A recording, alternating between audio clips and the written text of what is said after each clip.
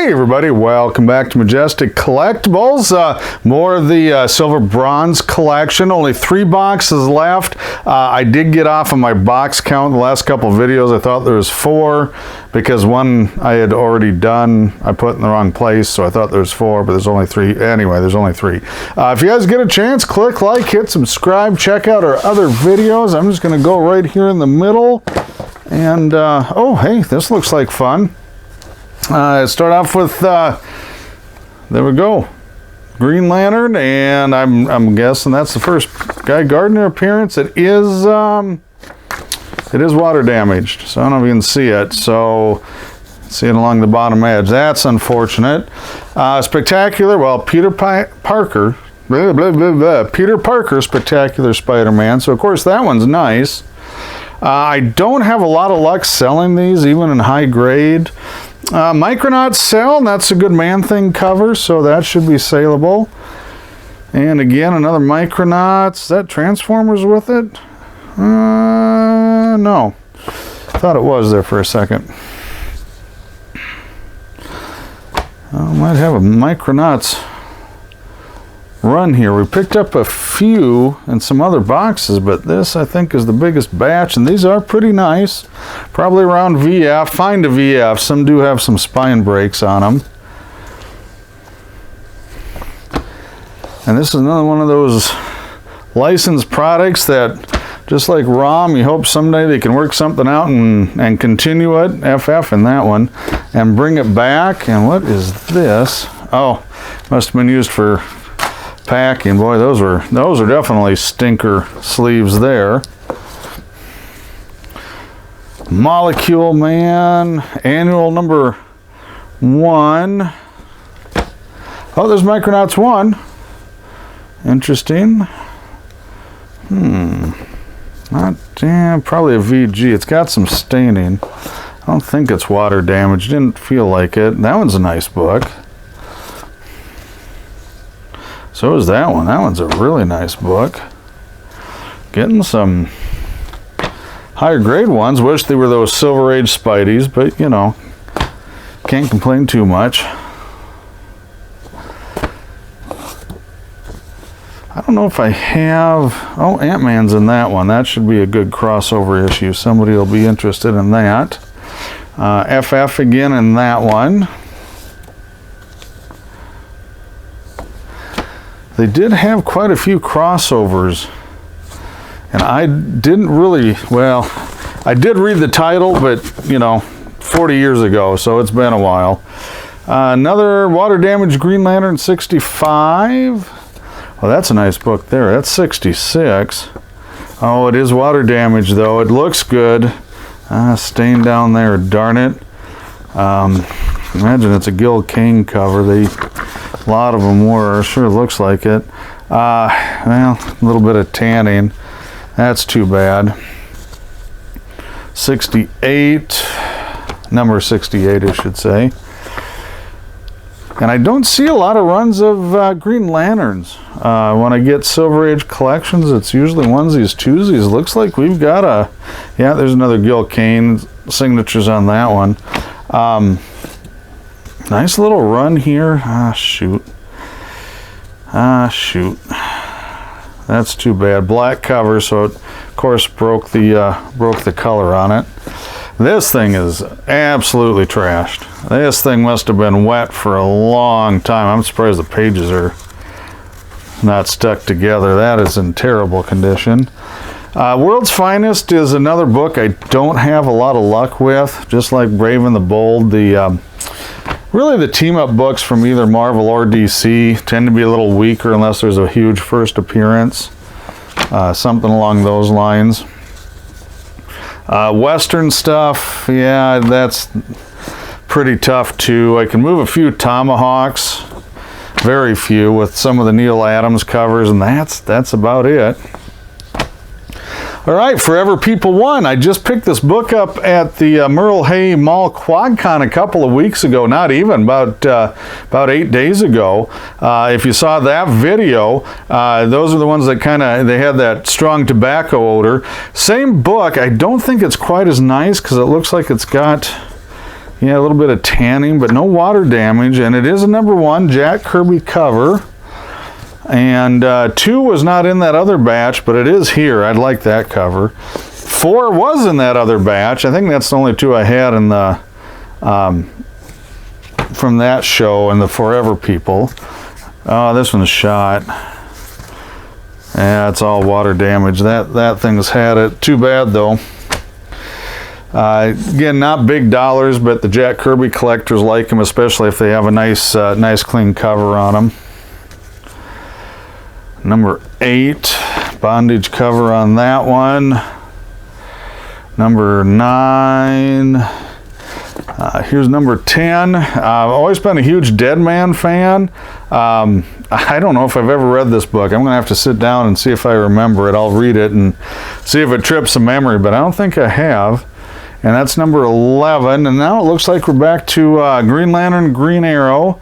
Boy, it'd be nice if we had some of those Neil Adams covers. That's Mike Grell there, who was on it a long time, who is absolutely no slouch.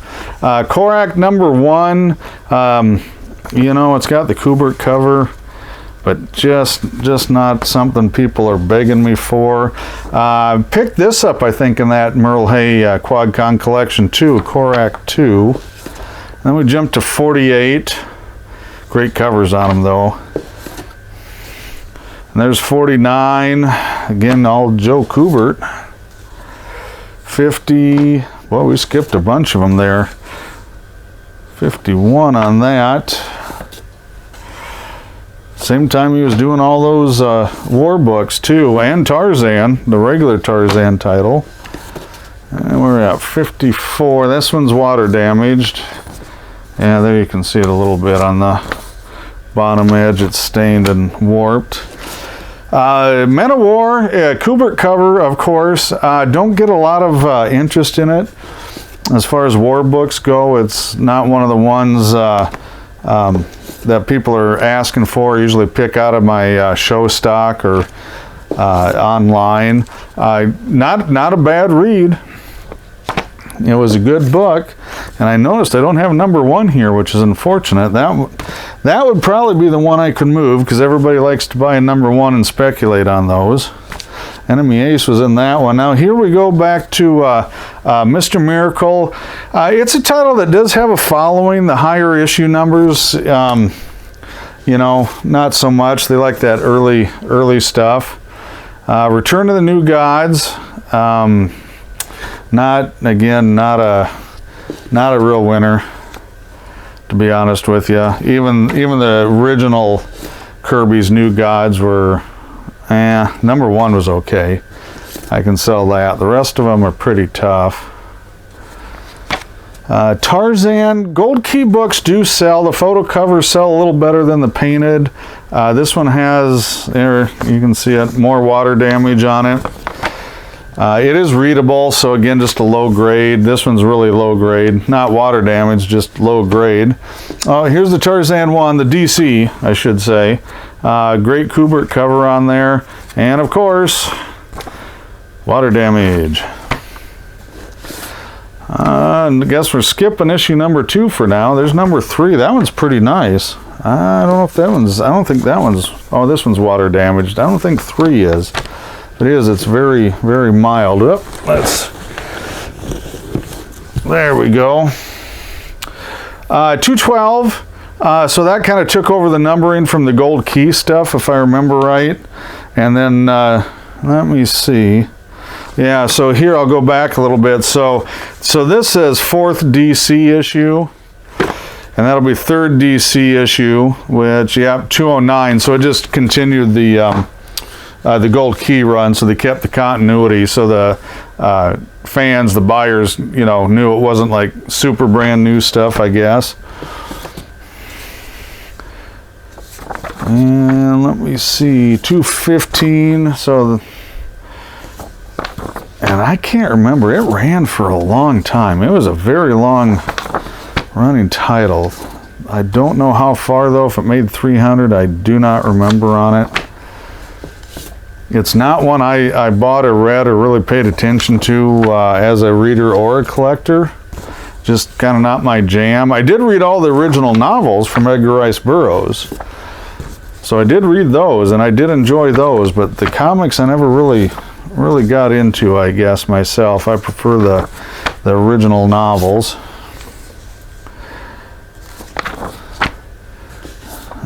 Let's see, 223, and we're going to skip to 247. And let's see, is this, whoops, that's what I was hoping to avoid, but I didn't, did I? Okay, 100-page, super spectacular, DC-19. So it's not out of continuity, I believe, with the regular series. And some of these are and some aren't. They had giant size that were within the series. Tarzan family, just like Superman family, Batman family, that kind of thing. Great cover. I love the Weird World stuff. Of course, sci-fi horror. Again, you know, there's mild interest in it, but when they're like this, especially low grade, they're just very hard to sell. It's a run I put together. Oh, you can put a run together even today pretty easily at a fairly low cost. Always like that cover, is one of my favorites. That one's a little bit of a crease, but it didn't break the color, so that was nice. There's number 6 on that.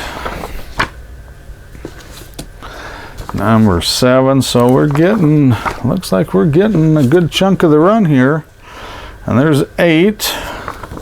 And it looks like we do miss 9, because here is 10 on that one. That's a William Cluta or Mike Cluta? Mike, I think. Howard Chaykin interior. Yeah, good art in that one. Weird Western tales, other than the first Jonah Hex, which was a lot lower number than these. Don't really have any interest in them. Superfriends, that's actually a good book, especially in nicer grade. These were, this is like a kiddie line. Oh, of course, that one's water damage. And I think finding those in higher grade is a little tougher than the regular Justice League, because all the kids, well, they read them. That's what they did. That one's mild water damage. Oh, it's 11, I bet. Yeah, they just cut it off the edge of the cover there, miscut a little bit. 15, but they do sell, just like the Secret Society of Supervillains sells. So do these. So it's not a bad line. These are getting a little better. Oh shoot, long, maybe not see it. I don't know if I can get in the light. There's a long diagonal crease there. Number 18, let's go. I doubt I have the rest of them in the box. They did run for a while, but I can always use Superfriends comics. 21. Here's 22. This is almost a throwback 60s kind of Batman. It's not great art, I gotta tell you. They did not put Neil Adams, I don't think, on the Superfriends. You know, and it was aimed at kids, so I don't think they really care. That's 27 there. 29, so we skipped one. Here's 30. Another gorilla cover. Black Orchid, number 31. Here's number 32. And the nice thing about Superfriends is, you know, they could swap out villains from anybody. Superman villains, Wonder Woman villains, Aquaman villains, didn't matter. So it's kind of interesting to see, you know, maybe Superman fight, you know, the Joker or something like that, that wouldn't normally see in comics. There's number 33. 35, 37, and then, oh, back to World's Finest. It is an older giant size, 179. Not very good shape, though. I don't know if it got wet or it's just a lot of soiling on there. Bondage cover, 186, low grade. Another bondage cover, 187. You kind of wonder if those covers maybe sold a few extra issues, huh? 190 on that. That's a little better shape. I'm assuming that's 191. It is. They cut that off the edge again there. 192 on that one. You know, not a huge variety of titles in this box, but some long runs of what was in here so far. We'll see how it ends up. 194. 195, let's see, 196. I do have to confess, I think Brave and the Bold was a better book than these for the most part, but there were some exceptions here. 197, here's one of them.